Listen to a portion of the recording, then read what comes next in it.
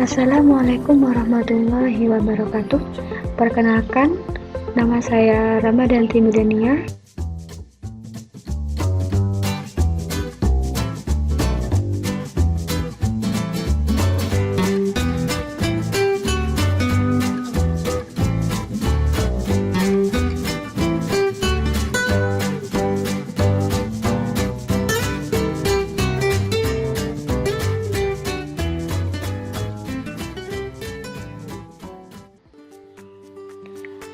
Jadi pada kesempatan kali ini saya akan membahas mengenai suhu dan kalori.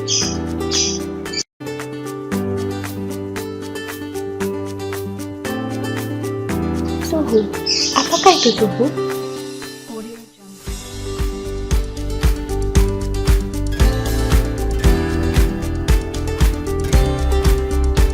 Suhu merupakan derajat tingkat panas suatu benda atau kuantitas panas suatu benda.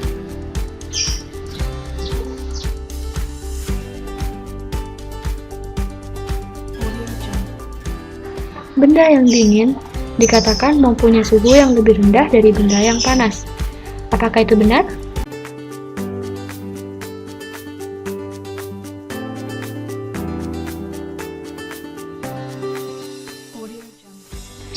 Bagaimana cara kita mengetahui benda itu memiliki suhu yang lebih tinggi atau yang lebih rendah?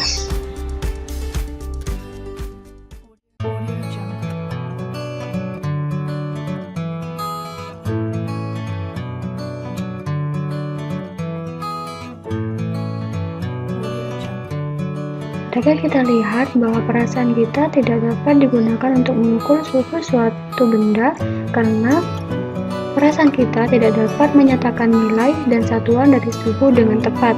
Maka dari itu diperlukan alat untuk membantu kita mengukur suhu.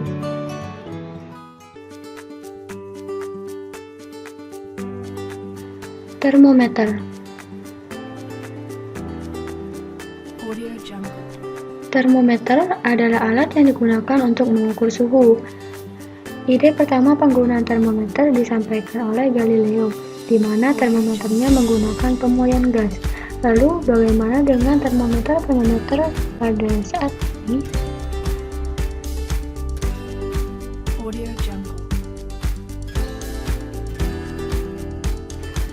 Termometer dapat dibagi menjadi dua jenis. Yang pertama, termometer zat cair. Cairan apa saja yang dapat kita gunakan untuk mengisi termometer? Yang pertama ada cairan alkohol, yang kedua adalah cairan air reksa. Contoh termometer yang menggunakan cairan adalah termometer badan, termometer laboratorium, dan termometer dinding.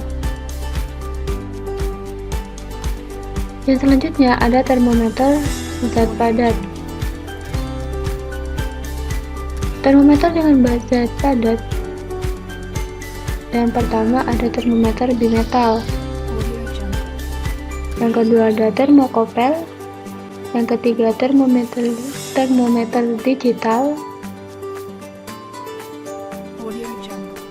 Yang keempat termometer resistensi.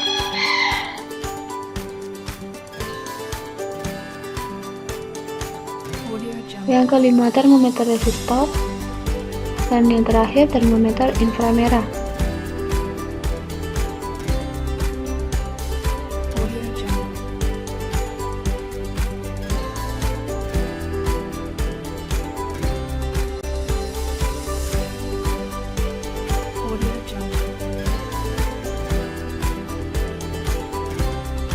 Selanjutnya ada skala suhu.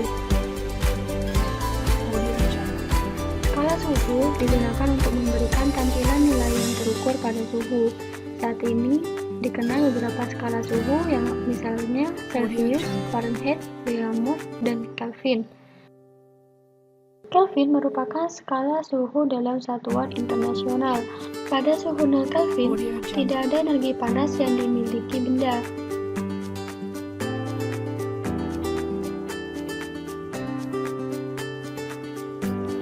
Skala yang paling sering digunakan adalah Celsius, tetapi ada beberapa juga yang menggunakan skala Fahrenheit. Umumnya ada di Amerika Serikat.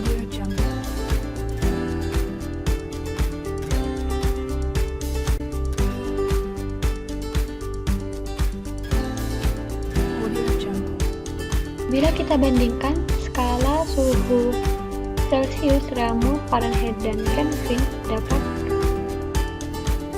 kita dapatkan bahwa perbandingannya adalah 5:4:9:5.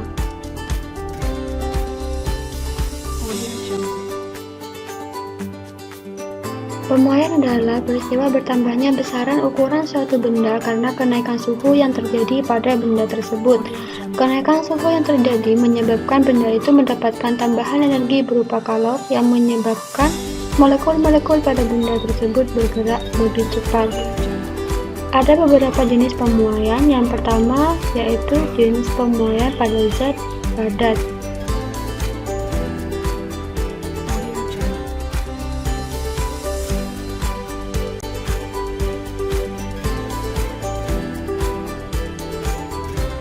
Seperti yang kita ketahui bahwa pemasangan sel kereta api dibuat agar merenggang. Mengapa? Karena hal ini berhubungan dengan peristiwa pemuaian zat, yaitu ketika pada siang hari sambungan rel akan nampak menyatu antara bagian satu dengan lainnya, dan pada malam hari sambungan tersebut akan kembali nampak renggang.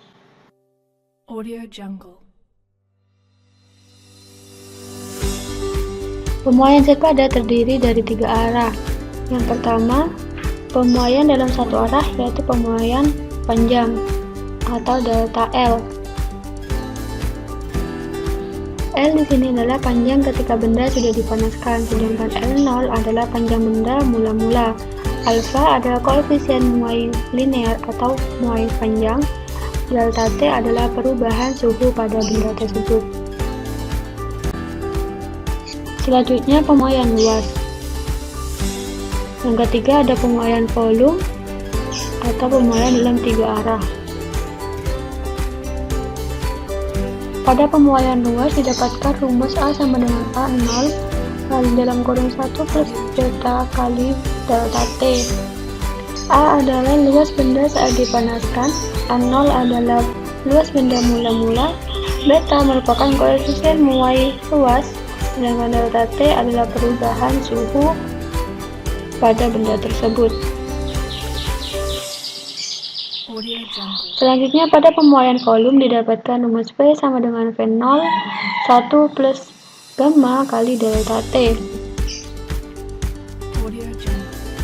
V adalah volume benda saat dipanaskan, V0 adalah volume benda mula-mula, gamma adalah koefisien muai volume, dan delta T adalah perubahan suhu pada benda tersebut.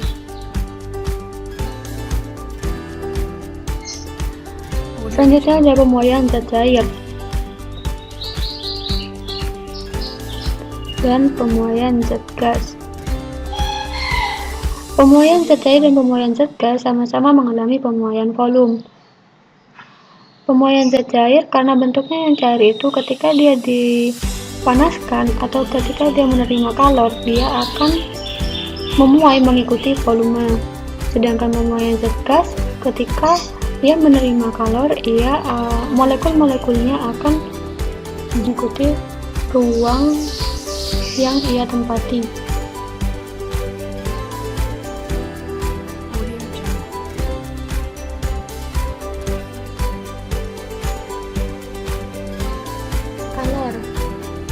Kalor adalah energi panas yang berpindah dari benda yang bersuhu lebih tinggi ke benda yang bersuhu lebih rendah. Sebagai bentuk dari energi, satuan kalor dalam satuan internasional adalah joule. Satuan kalor yang paling populer yaitu kalori dan kalorimeter. Kalori adalah jumlah energi panas yang dibutuhkan untuk menaikkan suhu 1 gram air hingga naik sebesar 1 derajat Celcius. Kalor yang dibutuhkan untuk menaikkan suhu benda bergantung pada jenis benda itu. Semakin besar kenaikan suhu, maka kalor yang diperlukan semakin besar pula. Semakin besar massa benda, maka kalor yang diperlukan untuk menaikkan suhu semakin besar pula. Maka rumusan matematisnya dapat dituliskan sebagai Q sama dengan C kali M kali delta delta T, di mana Q adalah kalor yang dibutuhkan, C adalah kalor jenis, M adalah massa benda, dan delta T adalah kenaikan suhu. Kalor dapat digunakan untuk mengubah wujud benda. Besarnya energi kalor yang dibutuhkan untuk mengubah wujud zat berbanding lurus dengan massa benda dan kalor latennya.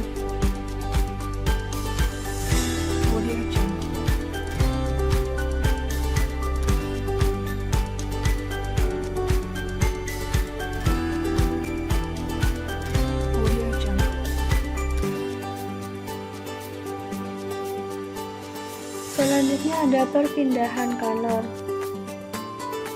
Kalor dapat berpindah dari benda yang bersuhu tinggi ke benda yang bersuhu rendah. Kalor berpindah melalui 3 cara. Yang pertama, konduksi. Konduksi merupakan perpindahan kalor melalui sebuah zat tanpa disertai perpindahan partikel-partikel zat karena adanya perbedaan suhu. Benda yang jenisnya berbeda memiliki kemampuan menghantarkan panas secara konduksi yang berbeda pula. Semakin ke kanan, kemampuan penghantaran kalor semakin baik.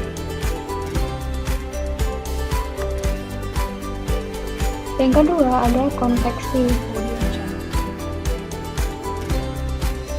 Konveksi merupakan perpindahan kalor pada suatu zat yang disertai perpindahan partikel-partikel zat. Contohnya ketika kita memanaskan air. Yang terakhir ada radiasi. Contoh peristiwa radiasi yang paling sering kita jumpai adalah perpindahan kalor dari matahari sampai ke bumi.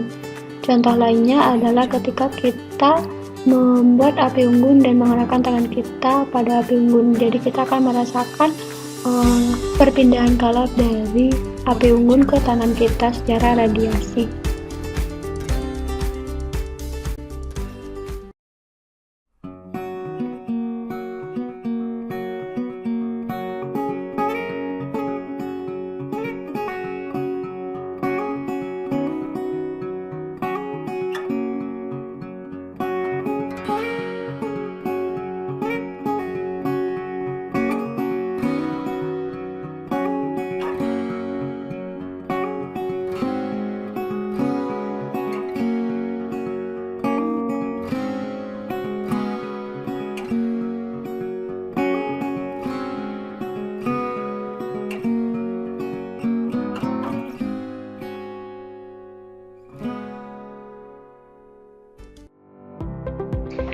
Oke, itu adalah pemateri untuk suhu dan kalor. Semoga bermanfaat. Wassalamualaikum warahmatullahi wabarakatuh.